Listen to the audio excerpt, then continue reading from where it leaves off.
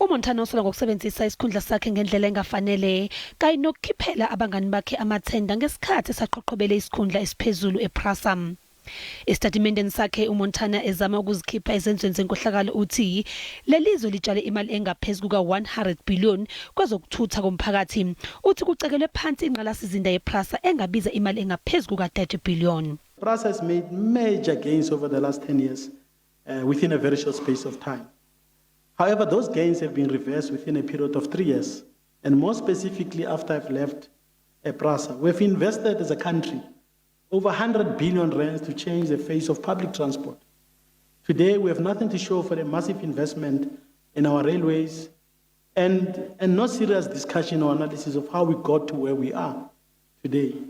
Just under 3 years, infrastructure, and I'm referring, Chair, to between 2018 and to date, we have over an infrastructure estimated at over 30 billion rands that has been destroyed.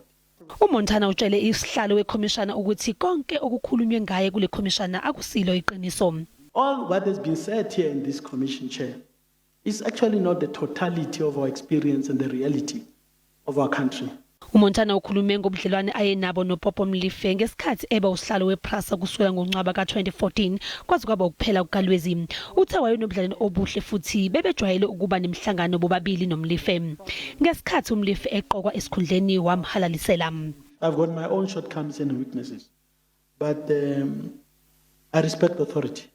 And that is why when Mr. Mlife was appointed, the first thing I did was to congratulate, to welcome him, congratulate him. It was not, I could have waited for the board induction when they came at PRASA. I followed him to where he was.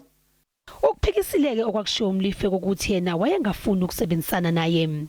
Chair, I want to say that is Mr. Mlife knows, he's probably watching this. He knows that's not correct.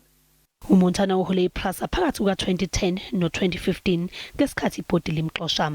Isigcawu siyaqhubeka.